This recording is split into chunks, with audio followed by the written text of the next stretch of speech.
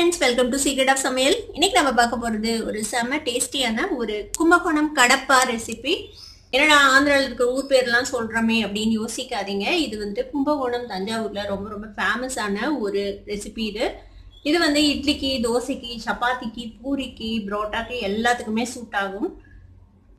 கொஞ்சம் வித்தியாசமான ஒரு சைட் டிஷ் அப்படின்னு சொல்லலாம். சரி வாங்க டிலே பண்ணாம இந்த சூப்பரான கும்பகோணம் கடப்பா எப்படி செய்யலாம்னு பார்க்கலாம். ஒரு வடச்சட்டி அடுப்புல வச்சிருக்கேன். இதுல வந்துட்டு நான் ஒரு 2 டேபிள் ஸ்பூன் அளவுக்கு பாசி பருப்பு எடுத்திருக்கேன். இந்த பாசி பருப்பை நம்ம வறுத்துக்கலாம்.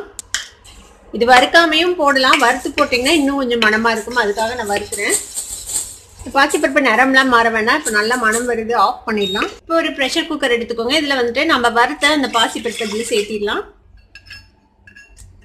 கூட ஒரு கப் தண்ணி விட்டு இதை நம்ம வேக வச்சுக்கலாம்.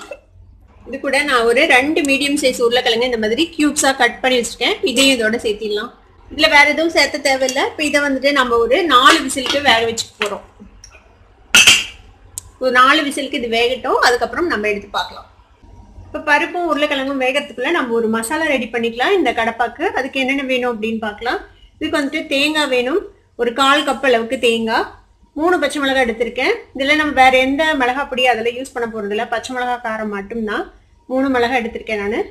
ஒரு 4 பல்லு பூண்டு, ஒரு சின்ன துண்டு இஞ்சி இந்த மாதிரி நறுக்கி வச்சிருக்கேன். ஒரு 1/2 டீஸ்பூன் சோம்பு, 1/2 டீஸ்பூன் கசகசா, 1 டீஸ்பூன் அளவுக்கு பொட்டுக்கடலை எடுத்திருக்கேன். நீங்கள் பொட்டுக்கடலைக்கு பதிலாக முந்திரி பருப்பு கூட யூஸ் பண்ணலாம். ஒரு 4 முந்திரி பருப்பு கூட யூஸ் பண்ணிக்கலாம்.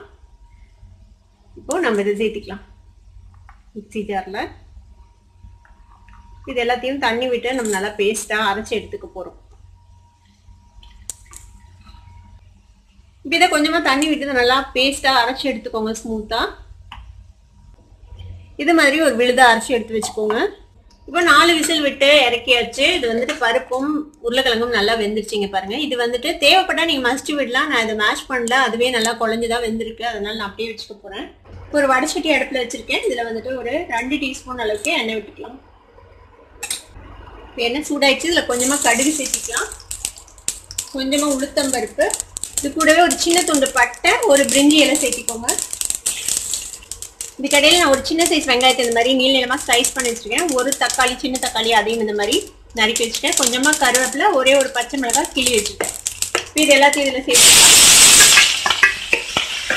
இதை வதக்கிக்கோங்க. வெங்காயமும் தக்காளியும் ஓரளவுக்கு சாஃப்ட் ஆகணும், அது வரைக்கும் இதை வதக்கிக்கலாம். இப்போ வெங்காயம் தக்காளி ரெண்டும் வந்துட்டு வதங்கிச்சு. தக்காளி ரொம்ப மேஷ் ஆகிற அளவுக்கு வதங்க வேண்டியதில்லை. ஓரளவுக்கு இந்த மாதிரி சாஃப்டானா போதும். இப்போ நம்ம வேக வச்சு வச்சிருக்கிற இந்த பருப்பு உருளைக்கிழங்கு இருக்குல்ல, அதை இதில் சேர்த்திடலாம். இது கூடவே நம்ம அரைச்சி வச்சிருக்கிற இந்த தேங்காய் விழுது சேர்த்திடுங்க. இப்போ இதில் தேவையான அளவுக்கு தண்ணி சேர்த்திக்கலாம். இதுல பருப்பு, தேங்காய், பொட்டுக்கடலை, கசகசா எல்லாமே இருக்குது. அதனால இது கண்டிப்பா திக்காகும். அதனால தேவையான அளவுக்கு தண்ணி சேர்த்திக்கலாம். கன்சிஸ்டன்சி வந்து நீங்க பாத்துக்கோங்க. உங்களுக்கு எந்த அளவுக்கு வேணுமோ அந்த அளவுக்கு நீங்க வச்சுக்கலாம். இப்போ இதுல கொஞ்சமா மஞ்சள் பொடி சேர்த்திக்கலாம். ஒரு 1/4 டீஸ்பூன் மஞ்சள் பொடி. இப்போ இந்த குழம்புக்கு தேவையான அளவுக்கு உப்பு சேர்த்திக்கலாம். இப்போ நல்லா மிக்ஸ் பண்ணி இது வந்துட்டு ஒரு 5 நிமிஷம் பக்கமா நல்லா கொதிக்கணும். மீடியம் ஃப்ளேம்ல வச்சு இது நல்லா கொதிக்க விடலாம் மூடி போட்டு. நம்ம எல்லாம் பச்சையை அரைச்சிருக்கோம்ல, எல்லா பச்சை வாசனை போக நல்லா வேகணும். இதை லிட்டு போட்டு க்ளோஸ் பண்ணி ஒரு 5 நிமிஷம் மீடியம் ஃப்ளேம்ல இப்படியே வேக விடலாம். இப்போ ஒரு 5 நிமிஷம் ஆச்சு. நம்ம குழம்பு கொதிக்க போட்டு ஓப்பன் பண்ணி பார்க்கலாம். பாருங்க நல்லா கொதிச்சிருச்சு. கொஞ்சம் திக்காயிடுச்சு நம்ம முதல்ல விட்டதை விட. இந்த கன்சிஸ்டன்சி மட்டும் நீங்க உங்களுக்கு தேவையான அளவுக்கு பார்த்துக்கோங்க.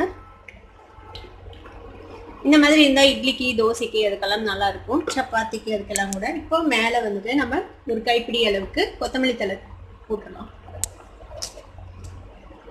அவ்வளோதான், நம்மளோட சூப்பரான கும்பகோணம் கடப்பா இப்போ ரெடி ஆயிடுச்சு. அடுப்பு ஆஃப் பண்ணிடலாம். நம்மளோட செம்ம டேஸ்டியான கும்பகோணம் கடப்பா இப்போ ரெடி ஆயிடுச்சு.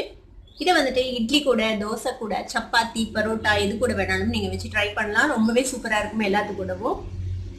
கண்டிப்பா ட்ரை பண்ணி பாருங்க. ட்ரை பண்ணி பார்த்துட்டு எப்படி இருந்தது அப்படின்னு எனக்கு கமெண்ட்ஸ் ஃபீட்பேக் கொடுங்க. இந்த வீடியோ உங்களுக்கு பிடிச்சிருந்தா சப்ஸ்கிரைப் பண்ணுங்க, பக்கத்துல இருக்க பெல் ஐகானை கிளிக் பண்ணுங்க. அப்பதான் என்னோட நோட்டிபிகேஷன்ஸ் உடனே உங்களுக்கு வந்து சேரும். லைக் பண்ணுங்க, ஷேர் பண்ணுங்க. Thank you for watching this video viewers. Bye bye.